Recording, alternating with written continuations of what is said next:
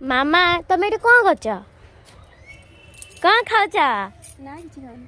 ଖାଉଛ ତ କ'ଣ? ନା ଲୋ କିଛି ଖାଉନି। କହୁନା କ'ଣ ଖାଉଛ କୁହ?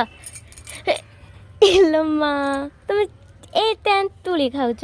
ତେନ୍ତୁଳି ଭାଜିଥିଲି, ଯେଉଁ ବାଲିରେ ଭାଜିଥିଲି ତ ସେଦିନ ଯେଉଁ ବାଲିରେ ଭାଜିଥିଲ ତେନ୍ତୁଳି ଏଇଠି କାହିଁକି ବସି ଖାଉଛ? ମାମା କେଉଁଠି ବସି ତେନ୍ତୁଳି ଖାଉଛନ୍ତି? ଯଦି ବାଇଚାନ୍ସ ଟିକେ ଗୁଡ଼ ଖସିଯିବ ଦେଖିପାରୁଥିବେ ଏଇଠି କେତେ ଗୁଡ଼ ଖାଇଲ। ତମେ ତମେ ଜାଣ ଏବେକା ଯୁଗର ପିଲାମାନେ ଖାଲି କ'ଣ କୁରକୁରି ଆଉ ଚିପ୍ସ ଏଇଗୁଡ଼ା ସବୁ ଖାଉଛେ, କିନ୍ତୁ ଆମେ ଛୋଟବେଳେ ପଢ଼ୁଥିଲୁ ସ୍କୁଲରେ ପଢ଼ୁଥିଲେ ତେନ୍ତୁଳି ପୁଡ଼ା। କିନ୍ତୁ ମୁଁ ତ ଖାଉନି ନା ଚିପ୍ସ କୁରକୁରି। ଜାଣିବ ୟାର ମଜା କୋଉଠି ଜାଣିବ? ତମେ ସିନା ଖାଇଲେ ଜାଣିବ। ତମେ ତ ଏବେ ଖାଲି ଚିପ୍ସ କୋଉଠି ମୋମୋ କୋଉଠି ସେମାନେ ଯେଉଁ ଇଏ ଜିନିଷଟା ଖାଉଛ ଚିପ୍ସ କୁରକୁରି।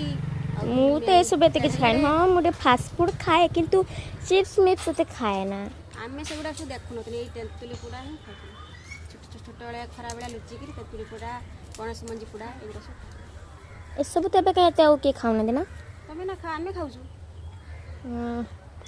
ତେନ୍ତୁଳି। ନା ମୁଁ ଖାଇବିନି। ନା ନା ନା ତମେ ଖାଇଦିଅ। ତମର ତେନ୍ତୁଳି ଯଦି ବହୁତ ଫେଭରେଟ୍ ତମେ ଖାଇଦିଅ। ମାମା ଏଠି ବସି ତେନ୍ତୁଳି ଖାଉଛନ୍ତି। ମାନେ ମାମା ଏଠି କ'ଣ କରୁଛନ୍ତି? ମୁଁ ସବୁଆଡ଼େ ଖୋଜି ଆସିନି, ଦେଖିଲା ମାମା ନା ଦେଖିଲା ଛାତ ଉପରେ ବସିକି ଏଠି ତେନ୍ତୁଳି ଖାଉଛନ୍ତି। ବାପା ପାଟି କରିବି ବୋଲି ମୁଁ ଏଠି ବସି